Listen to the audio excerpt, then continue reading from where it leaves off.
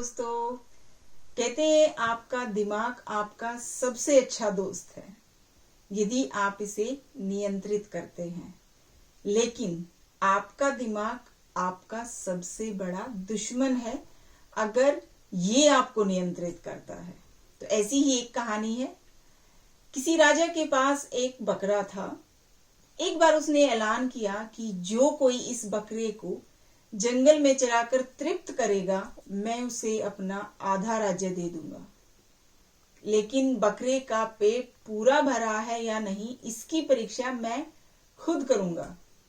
इस ऐलान को सुनकर एक जो है मनुष्य राजा के पास आकर कहने लगा कि बकरा चराना कोई बड़ी बात नहीं है।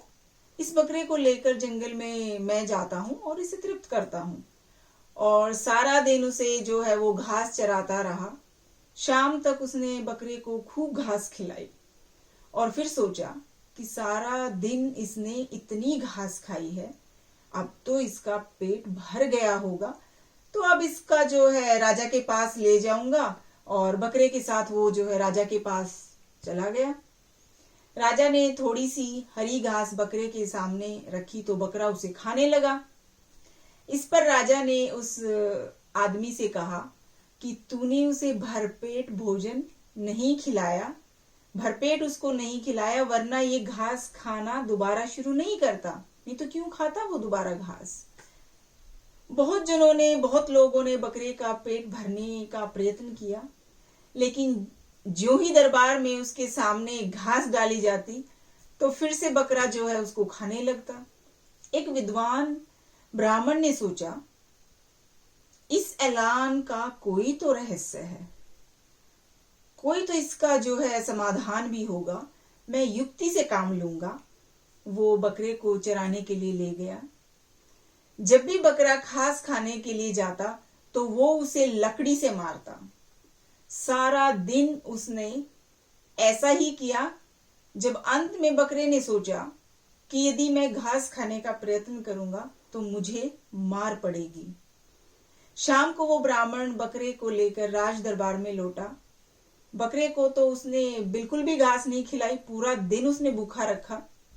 फिर भी राजा से उसने कहा कि मैंने इसको भरपेट खिलाया है, तो अब बिल्कुल ये घास नहीं खाएगा और आप चाहे बेशक से इसकी परीक्षा कर लो। राजा ने घास डाली, लेकिन उस बकरे ने उसे घास तो क्या देखा तो क्या, उसने सूंघा तक नहीं, क्योंकि बकरे के मन में ये बात बैठ चुकी थी कि अगर घास खाऊंगा तो मार पड़ेगी, इसलिए उसने घास नहीं खाई। ये बकरा हमारा मन ही है। बकरे को घास चराने ले जाने वाला ब्राह्मण हमारी आत्मा है। राजा परमात्मा है। मन को मारो नहीं, मन पर अंकुश लगाओ, उस पे कंट्रोल रखो। मन सुधरेगा तो जीवन सुधरेगा। इसलिए मन को विवेक रूपी लकड़ी से रोज पीटो।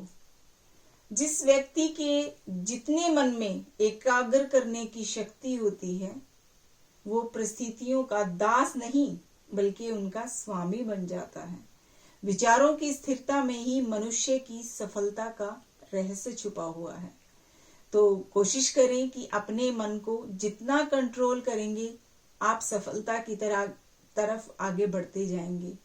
ये मन ही है जो जितने गलत काम कराता है, और अगर इसको कंट्रोल में हम रखें तो सारे अच्छे काम और सफलता की तरफ भी हमारा ये मन ही है जो लेकर जाता है। तो दोस्तों, मुस्कुराना, शुक्राना और किसी का दिल न दुखाना। बहुत जल्द फिर से मुलाकात होगी एक नई कहानी के साथ। तब तक के लिए अपना ख्याल रखना।